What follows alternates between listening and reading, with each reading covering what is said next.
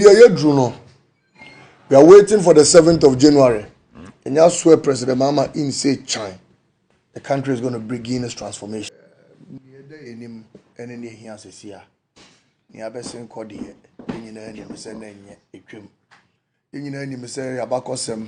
the last 8 years, I didn't see us amamo fun, amamo kankan, amamo bone, and just say omobedi so. Amamo amfaso bi eni omoso, and omobedi so. Say yekita se sha na yenkontomponsem, say yenkontomponsem ana da dream ni bibia de for ye man no. And that ye enyina enim say aban a ode e be kɔbɔ sha asase no so no. Sa aban na abedi so. Na mampenyi a waye bi da Ababio on Nasaba, on His Excellency John Dramani Mahama. And Ramini Nishiaye, the Bako Kaya Menijin Hopa and said, buckle your seatbelt, Basintale, we're about to take off. We're taking off in full force. Or say from the 7th of January. And you when in say chain. The first thing we're going to do is the 120-day social contract. I ain't Ghana for call. Bam. Bam. Bed tax away. E-levy away. Commission tax away. Yes. Away. They are leaving the shores of this country. Away. They are leaving the shores of this country. The no fee stress, free fees for year ones is coming into full force. The framework for the 24-hour economy is going to be put in full force. First 2 weeks, 14 days, Obeshishenda ministers, cabinet ministers. No, we now CEOs are twice. Just say within 1 month, the government is going to take off. Enti, baby, we are waiting for the 7th of January. And you swear President Mahama in say China. The country is going to begin its transformation.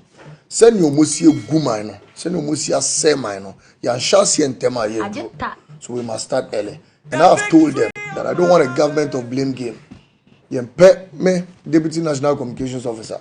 President Mahama, say he doesn't want us to start now because NPP 4 years say no, that is why they've given us power. We are here to transform, we are here to reset. Ya beka ni omuka ya. Anka ntia obi de ntosha nyina de to awawa.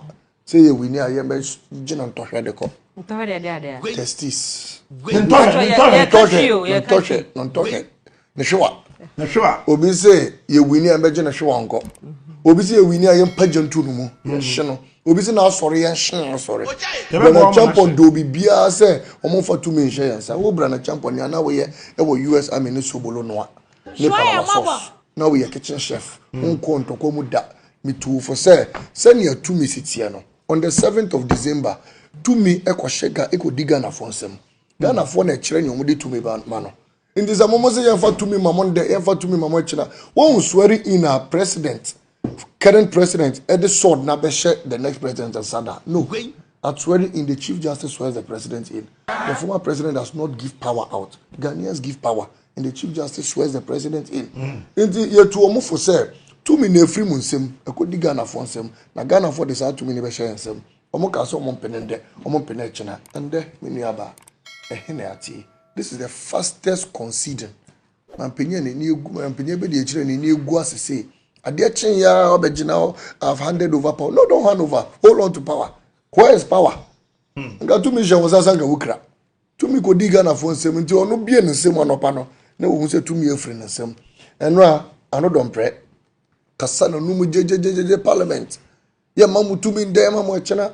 And no free collation center. Ona no why mobile as ya confirm as you abono. Just on the number wa when him say no me hu no captain man this am don't pray here. Wa four at once. Won say seremo o cha confirm na ukokuna. I confirm nya hu sika na pe na wa four. Na wa ket. Because when we say wa four me kunu. Oh, I know don't pray. Now no one. No one mobile and I me say the Bempah area ya pa ni on the namo natade o sheba grave natade no so say no oversize. You see, you don't talk with such arrogance. The impunity was too much in this country, and Ghanaians voted for us to clear that impunity. Not nonsense, no do so. 14,000 pounds with their current private jet. We drive with Jenso. We have beer. We are wine. We are wine. We are wine. Idi Amin crying yebi. Now Bawumia 10,000 bags. Businessman the 10,000 bags about what to just salarize. We are wine. You see, and that's why I've told a lot of the boys, say, ransacking offices and all of that. No clear woman say, you can retrieve stolen things.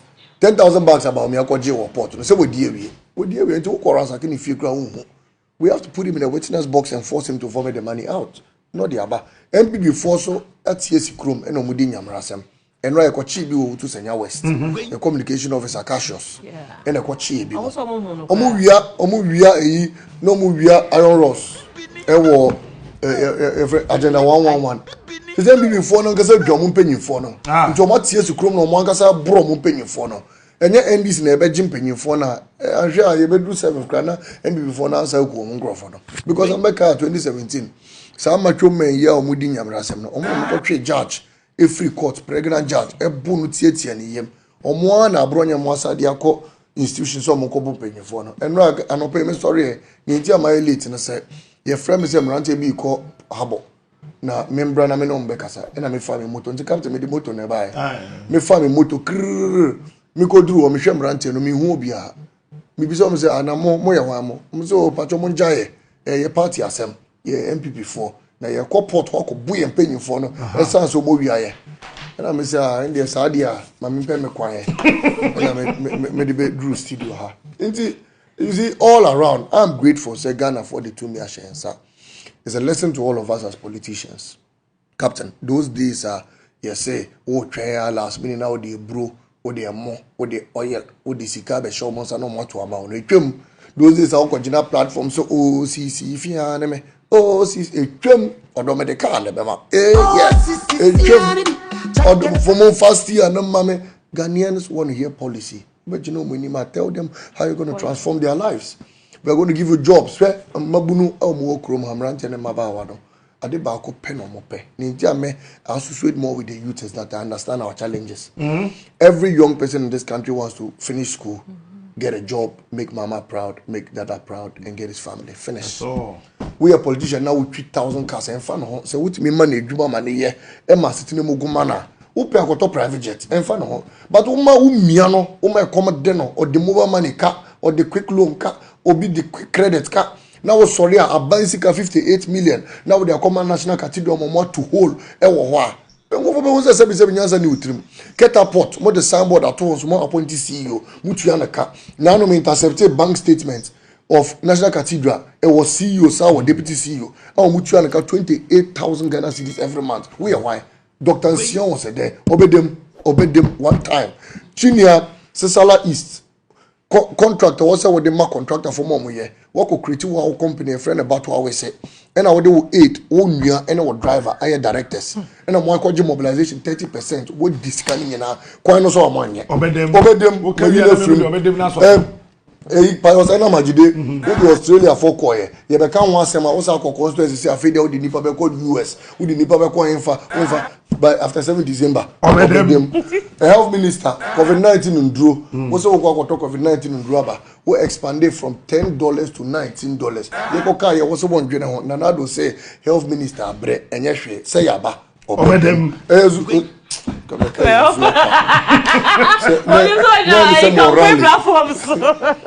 Captain, impunity no also. And we must deal with them. People must be held accountable. Yes, people must be held accountable. People must account for all these stolen monies. They cannot just go free of charge. And yeah, my table of sheets, all the stolen monies, we already have projects for them. And the Jessica na yet me project, you know.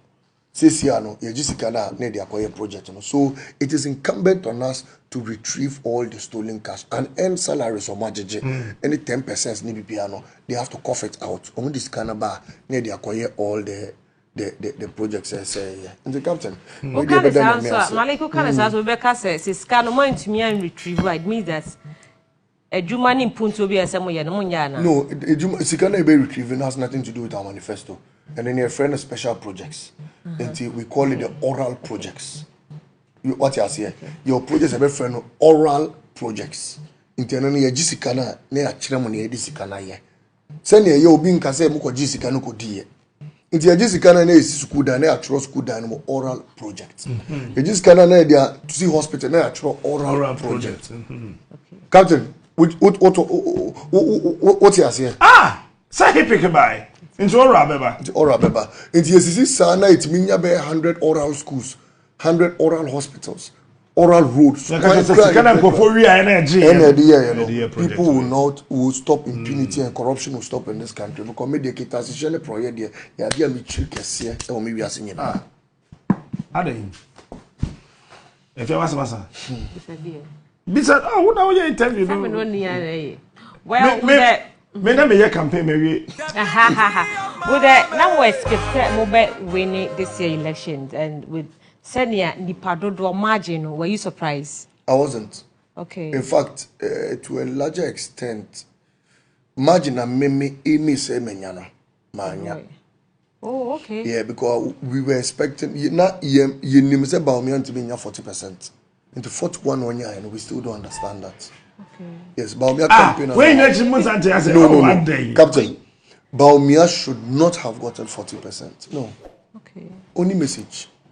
On an amnosa, and no year rough, and no dear grown or no Acheampong, and no dear attempt. To be a running mate is different from being a presidential candidate. There are two campaigns. Wallahi. In 2016, Bawumia was more a serious person than 2024. I don't know what happened to Bawumia. I don't know what happened to him. Correct. And in 2016, Bawumia bejina munima. Wallahi. Or yen a board mass, no. And dollar no me chen say, and I may say, and our drawer, the guy was a serious guy. What happened to Bawumia? 8 years we kept upon the ground here. No. Say yeah, I don't know who taught him that dance, but they did him a bad job. And was a cofa obia on your draw the money yari. We are say yaria, we trade draw it me saw yari. Bawumia win him say now yari and say we are rough dodo. And go so this serious person ba. Serious person be kasani pe ni ma. Wallahi. Chairman Owusu. Oh. Serious guy. Ye the chairman Sabaya. Na Bawumia rough na no ye no. Aka chairman Sabe complimenting na kakra. E na moko fa napo. Napo de obegu mu campaign mu nyina. Cheze onu koto final rally cry mananka sa. Because omonga sa nimisa ka final rally. Anga napo ka sa final rally na 25% cry komonya. Come final finishing. And by final finishing. E no mo ka sa mananka sa. Papa ne ba ye bomb so nko no toto oto bomb so na ye ne de okoba bia wuti bi ye campaign okoba bia na dormitory nyina ahye we ye wan bad luck nko e na wode nam e wo kroma be bia be ko bia problem e ba ho we ye wan nti clearly I knew that their campaign had landed in confusion and their campaign had landed in rocks because John Mahama campaign now you know nenya gross am no dio he was professing solution no microphone hope okobono region. And Okoka say, be more monko nkete. No man yan kokono. No more than a big portrait farm. NPP form nkete. They didn't know they were doing us good. No more case we are rough. Bono East, we have swept all the seats. Bono region, we have swept almost all. Ahafo region, we have swept almost all. You know why? Nkoko nkete. Sa areas no. Ade ba some policy in them maybe captain, me chromonyansa the next election don't misbehave. They didn't know that it was resonating with the people of the Bono regions because Hoko were portrait you map on me, cashew, even cocoa, and on portrait. And a portrait you want to say, go in the Bosha President Mama show myself a momo conketin. And people for so moon on the air rough, nay, ye good. They should go and check the results of the Bono regions. Bono is the one to seat back. Our Bono region, we won almost all. Our region, almost all. Next time, on be Hunyansa, and your policy beyond the year rough. They should have learned from us. 2016, we're making mockery of free SHS. If you remember, 2012, free SHS, we were rather making it popular. And they don't learn, but we have come and we will learn. Next time, the policy bar, no money policy, on Beka Mono, 2 more continents. I am proud of Nkukon Kitinkiti today.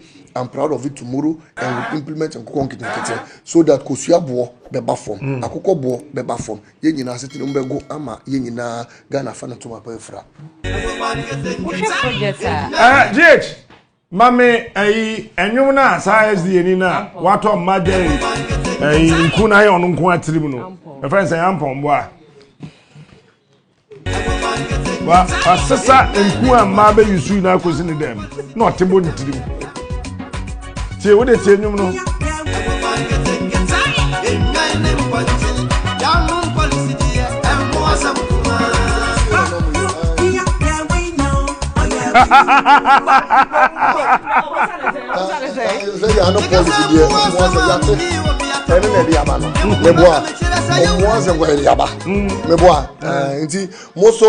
Yanum policy DSC fiane or American the position. Almost some crazy about. Wait, okay, because you're right. Now we me. Any question me so? Well, so with your share projects are hodwa. I buy the most start say ebia mo project a most start here teach you most see schools LCC me hodwa ban we buy nya de so de sa kan wa ma school for anko man ko sua de ma bay dodo no asese e na ban no so sa agenda 111 hospitals or started so say wanyansia wi ye be hu se mo beto aso na se ye beja no se project bia e dey aban sika kabia na asha se bia ye beto aso. Okay, there's no reason why any government should abandon a project. No, ye beto ani na aso na aban also on to one project so bia no will come after that government. Never. Ye beto aso. We are going to manage the economy in such a way that the taxpayers' money will not go down the drains. Now, if Fred be causing financial loss to the state, I don't know, wrong decisions that lead to the state suffering and monies of the taxpayer going down the drains. And if you abandon a project, you have caused financial loss to the state and would have to work to retrieve or salvage that situation. And abandon projects, baby, it will be would run a forensic audit on it. Absolutely, we'll run a forensic audit on it and then would continue them and complete them. President Mahama on timelines. Also within the first 1 year, we need to complete a lot of abandoned projects. Within the first 1 year, not brand new project, e-blocks and OC. But the 1 year, see, we bring. Until 1 year is good enough to complete an e-block. Omoja e-block back, we see Salganov. We have to complete it.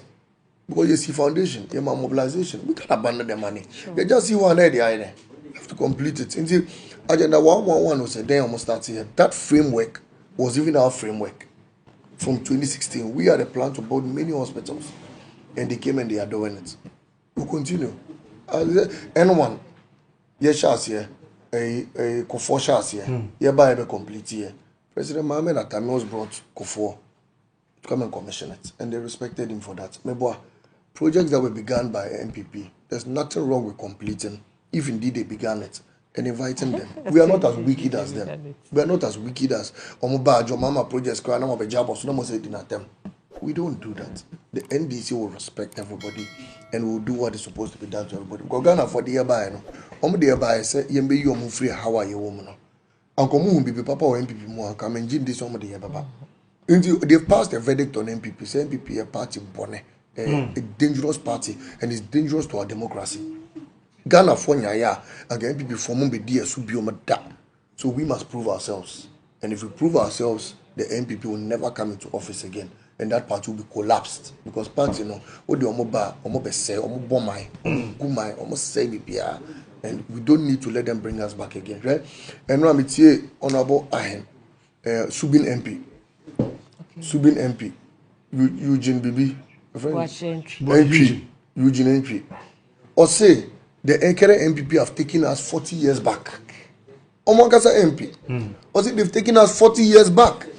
Until we can't keep going forward. Now MPP for Chile. No. What they have done from 2016 to now, they have caused a lot of havoc to the economy of this country. Until women say we must prove ourselves.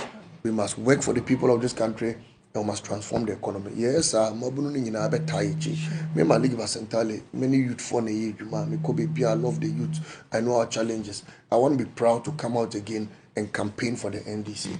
I want to be proud to go to the youth and tell them, say, Abra Yebano, you can say BC, you can say BC, you can say BC, ya na ye, no more JD say to Muse, ya, Namakasend, Monsa, Antoine. That is all I want. Wallahi.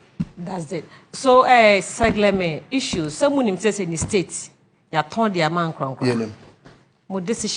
Forensic audit, first of all. Forensic audit. There will be when you have about oral office. Okay. Forensic audit. And then when it comes to the oral office, it will be looked at. Until Ubia one fa Kwampaso and Toby be a private investor, be one fa Kwampaso and Toby to be retrieved. As simple as that. The state has power than anybody. The state has power than anybody. So you are not bigger than the law. Into what for and pastor will retrieve it and then we'll complete it and we'll give it to people because there's going to be a housing scheme. Oh, no. Oh, the amount of Akubaro Akuntaro. Get out Sagrime. Oh, oh, oh, met your friends is here. Friend. To say I'm the year you have. Katie Amon. I don't say I swear Mahama in and we will depart 29. Met text, send one more message.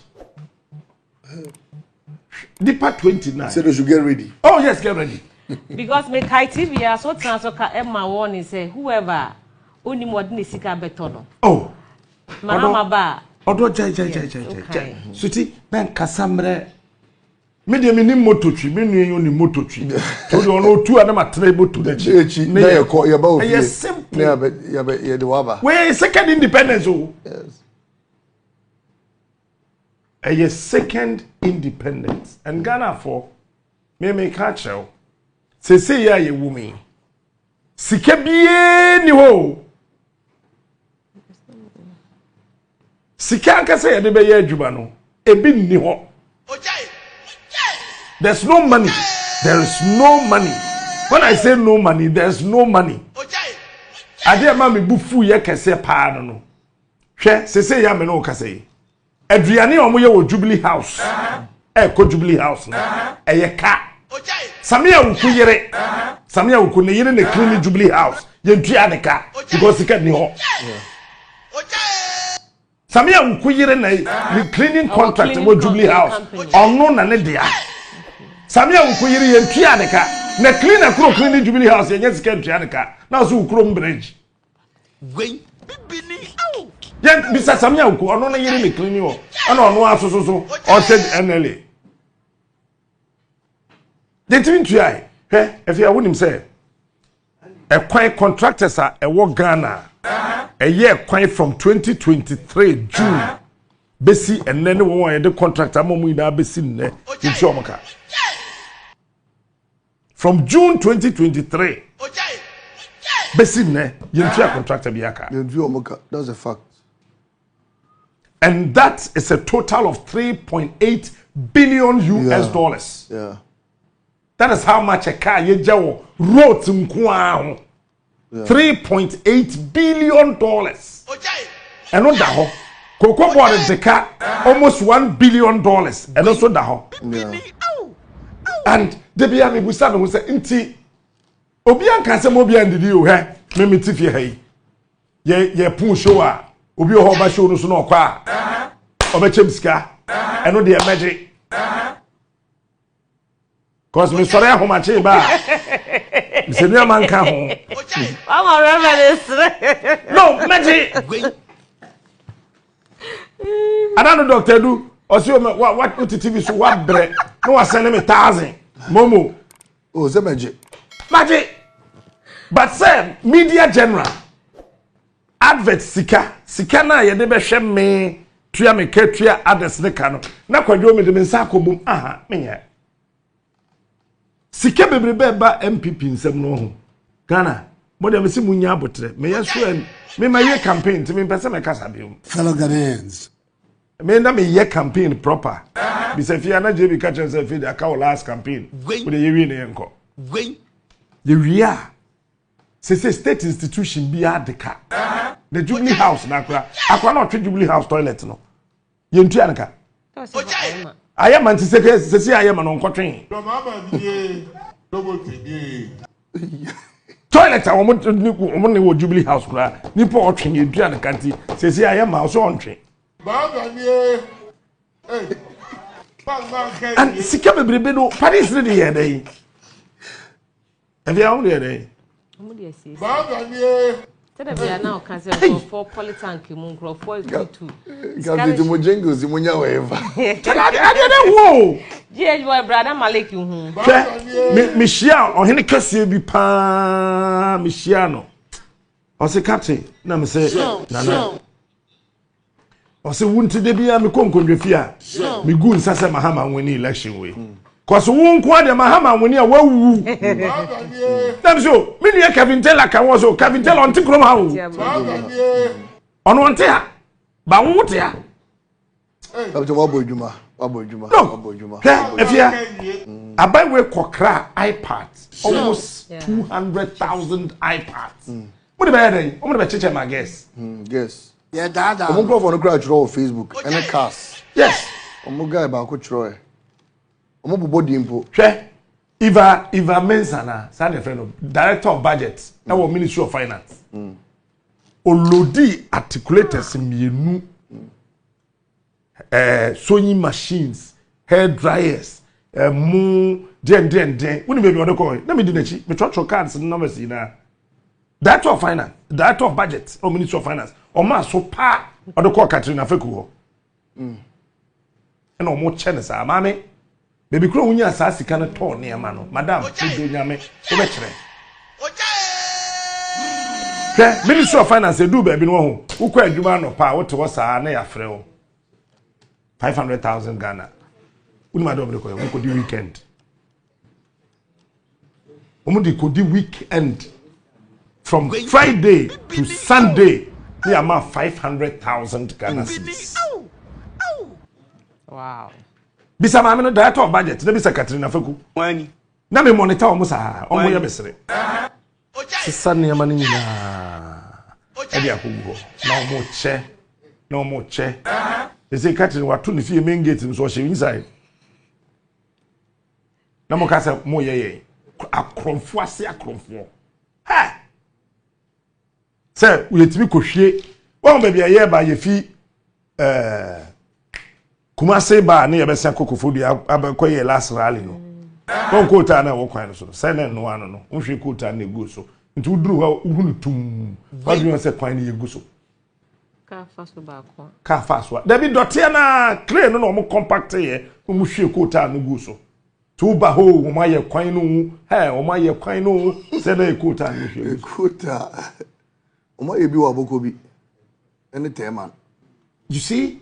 Na ye tikrom ha na ye so sade we so na nkrofo gu social media na nkrofo ni abre nipa no ho ye metan kra ye sa miracle aboa je sa ni na no anu no so de aboa je O de aboa. Wani.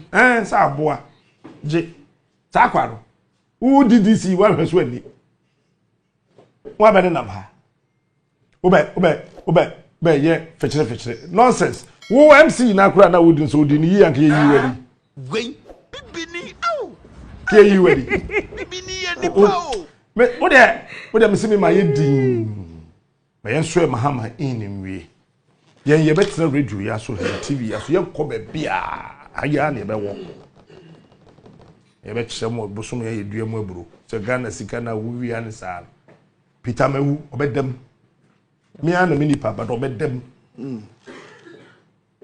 Peter Mewu obedem train ni sika no when ye anu ye obedem no train ni sika de beba and it is one of is I think number 4 on the oral sheet. No. Peter Mewu obedem sky train because 1 year bibi what you sika. What you sika? Obedem. And it you don't need 2 weeks to try such a person. 1 week the person obedem. It is number 4 on the list. Obedem Peter Mewu be ko jail. Obedem. Opoko yina Pentecost chairman obedem. Ono me see yam fanen to Nima police station only 3 weeks there on the enja no. Hwe. Ye mo bia fa Bible katakata ne nim okrumu ada. Wọ́n say chief imam wakwa aban sika ho da. Ha Ghana for yen kan kore chief imam what is wakwa aban contract ho da. And so the whole Ghana Muslims nyina won pani no. Asofo na ekogu National Cathedral Board of Trustees ne so no. Keno for attack parliament musa no sisika no. Ye musa Board of Trustees. Board of Trustees means me former chairman opoku yina na ye chairman. Na oti na nandonka. Mentele nkasafo na mensankan. Cathedral be si na mensankan kisi no. Eti asofo na mo woso ni nyina no mo get ready. Ye beti commission. Mo be kire ba bia. Says $58 million no. Abi amode ye. Any sia oh yes CEO of Executive Secretary National Cathedral. Waji Aketua 2020 till now. 28,000 Ghana cedi every month. Made in the bank statements by even last month, 30th in November. It went. And I mean, bank statement made it all out. He will recover all. He's number 6 on the list. Oral list.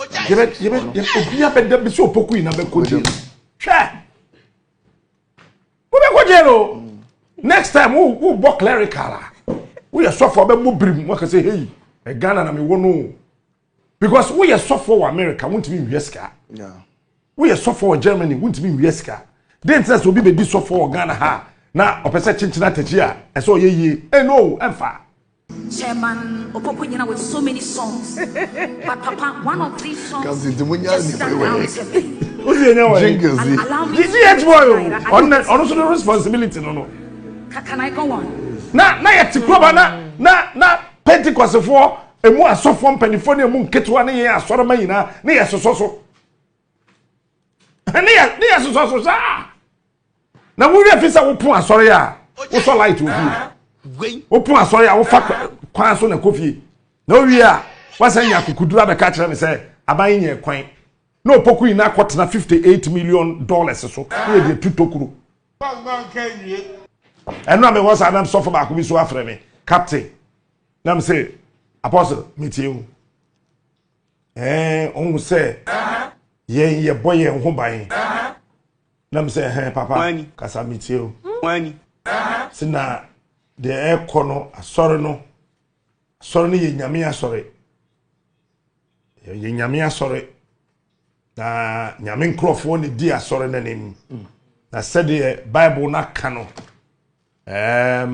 Emrani kwawi ya ensema kese besisi wan fa wadwen ankoso yi a obronsam betimi apekwan bi so e de wafa so ma wasore ya kwati asore no na wan hu se opoku na yam se so papa afia me ka bibia me ka je so pani chance hunu na wo ya apostle papa chance hunu no wo phone so a wo ka kire me no mobile phone na wo kasa so no woni baby a call na wo place in machine na coffee man say ba me ho o se dabi me say aban sika na ye de toy the 58 million no poku ina kwatena so ma national say sa machine ni say a wan sika na ye mfa nkoto oh eno wo ho de eno wo ho de na me say ya na mo de ahunu ya mo de bible ehunu ya to ka so fo asema na so hey me ma tena machine house me kwanda na timi ni de asofo ye Ye dada no. It's a simple and short. Chairman Opoku Nyina will answer the $58 million. That man will answer. Chairman Opokunyina with so many songs. Me kwa sorry ya. That's only preach ya. Me ye dinye tieno. The former chairman. But you nya pon so ne do gate na no say papa sika no. Chairman Opokunyina with so many songs. Papa sika no kai. Say ye see ye do baby a wo fa Ghana 1 cedi a say ye tian. Hey, Papa ya kufo time na me kana say judge no throw no judgment or diary. E friend say chachu chikata boni be na say oye. Ko kan judge no kan judgment no. Yes you no wa anya hwe o ono amu no wa anya boni ni bi. Na emom ohwe hima ni si. But how can you tell me say does the law take retrospective effect? It doesn't. Emra nkodachi. Emra kodanim. Yeah. And a man chachu ekoje. Nye nyame anko wuyi. E wo jail. Because the enti akufo ma e de chachu tum ni say no suru chachu. I know the American affiliate so. Because he's a serious legal luminary. So we jam in the system about the legal technicalities. So be any Ghana how church chikata. We were afraid. Let me say this on air today. So we jai chachu na owohwa ebe hadwen masa yem one shim gwen ne kan share hoboko ono chachu na ya we asema meken cause na do kwasra na ojelo ka kire. Fellow Ghanaians, My people have faith of you. fellow Ghanaians. Yeah, dada. My people have very much faith of you. Yeah, dada. You see? Fenato. Enti the tiene say. Opoku na yemfa ne say sika no wani bi. Eno nyama sem. But board of trustees na approve spending of the National Cathedral. So for Victor Kusi Boateng. Nidinya. What's it? Nidinya. Money dio. What's it? Number 2. Nidinya. Man money how? Because Victor Kusi Boateng here number 2. And I come do Jemfi no number 1. Ajeta. Obne do Jemfi number 1. Victor Kusi Boateng number 2. Ajeta. Any papa go ana. Any papa ko na. Hey. And there. Bakay. Yeah. Share, you think you go kuma o. Yeah, mo bi ada kofa seda why ma ko susum yase for Jimmy so susum yase be wan to. Campaign o yetia NDC papa no. No nam Asia sofo no region by region. We are yes, we were cathedral sika shoto. Yes. Say anything no nam yes ano. Dada sofo no say and Ajo Mahama mpe sorry and he was going around region by region. Yenya hint no. But I told them don't worry his days are number. Victor Kusi Boateng, aka Reverend Kobna, that Edu Jemfi over them. Number 1 and number 2, Nidinda ho. When you have a I saw for you now, make jail. But I'm catch up. What there? One co jail Nukra, what there that sell 2 weeks. You do to sell 2 weeks. Maybe Penima, any Medina sell ho. Opoku na wo Medina. Na Victor Kusi Boateng, I will Nima. But that whole 2 weeks will be any super than her next time. What's a sa a buying car? Until breaking news, your boys know NPP boys Kosoa we had drip machines. And your boys now Zakocho. And one no. On Quanta. The firm post this year. That's on. So Mom Dinyam Razem will catch them. Oh, don't worry. NPP boys now TSC Chrome and Dinyam Razem will arrest all of them. So man was penny for the discourage. Yes. On promise you so you when you near show. Yes. Say one winning to make her more he. 8 senior. Yeah, when you are near show. Is there 8 senior.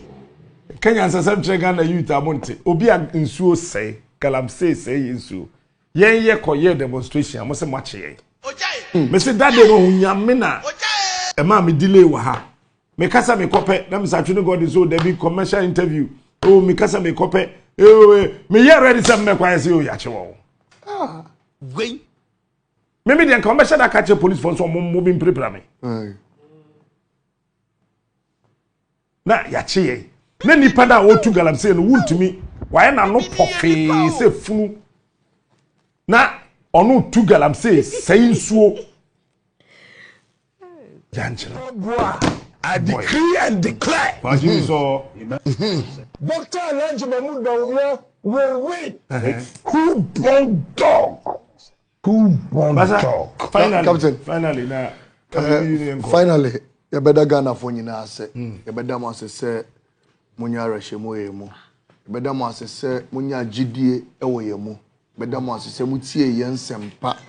Ena muji tumu GD say. Ya baya yen chantro. Ya baya yen dada nkrofo. Ya baya ye bida. Nunti mudi nkunindi eshe yensa. Mudi tudmi nyina eshe yensa se yen fandi moso. Na medie we will GDA say we will deliver.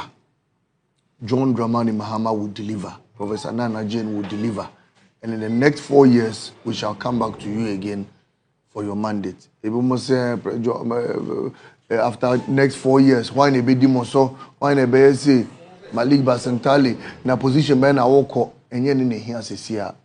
If you don't get your destination, you don't ejaculate. I don't want to engage in premature ejaculation. Captain. The day microphone what's it? And I was say yes. What's it ejaculate? Me say ebimu bisa say after John Mahama why ne be take over. Ebimu say Malik Basintale position be na woko. And I may say, I don't want to engage in premature ejaculation. There was a drew destination and son away ejaculated. In Nunti, near day you never say, I send a big cramino, send a baby mino, send a big CC mino, Amagana a crabeshe. And no any here is a seer. It may that Drenek Siena send a big councils our taxes in Americano. Send a be implemented 24-hour economy. Send a bit the Women's Bank beba. Send a bit National Apprenticeship Program beba. Send a bit mining refineries beba. Send a bit cocoa refineries beba. se na ebetimi esiesie ama omom ye galabse no se regularize ama mo benye om license etimi aye mining papa na yensuo ense eno ena da menim ena no ena emedadwere. We are supposed to support John Mahama to do it, and I've sounded a caution. We are pointing now why dream here was say oba President Mahama abayemo oba be sika and the pewifa, because if you joke we will come after you. We will call you out and will discipline you. And President Mahama has said it. So oba then your body he will put you before the witness box and then you will go and then you stand trial. And but that Ghana, you know, I remember before 2020 before election America said we are ready for the election. We won the election with a strategy. We see if we hear ke, we'll do keke. If we hear keke, we'll do keke. If we hear keke, we'll do krrr. Once enjoy. Once election enjoy. By 2 p.m., you my first signal say activate body cameras. Then people when I confused. I say the hotel room. Say the hotel room. So by 4 p.m., I said move closer, 20 meters, cock and hold. Obi antiase your terms, and we understood it. Election enjoy. It was a peace. I mean, aside the people they killed and all that, it was a fast election, and we won with a landslide. That is how elections are going to be in this country. And before there, among bank, don't come near governance again. Men jin this home between us are bank to me biom. But here and say you be deliver. When we deliver, Ghanaians themselves will give us. You be among be made in kunim. Nanado ni Bawumia de mugu mo party no. We have come to save the country, and we shall save the country. Come to Bedamunya now. So that's it. Okay, as a man called it. I know sorry, I yeah, na one about now. Maybe say lawyer be not to Wontumi TV is not that. For example. Ban Kumasi, not just say 2 America gunu songs me for Kumasi. I just had Dani Kofa Cape. Was Ampa? Me no be call me fie ho. I was a man kase. Hey, unimo. Oh, wo fa na ote kwan ne ho no. Me no be kwa kosra no. Wo kama Mahama asem okrum ha. Untu court bia kwan kodi asem se lawyer.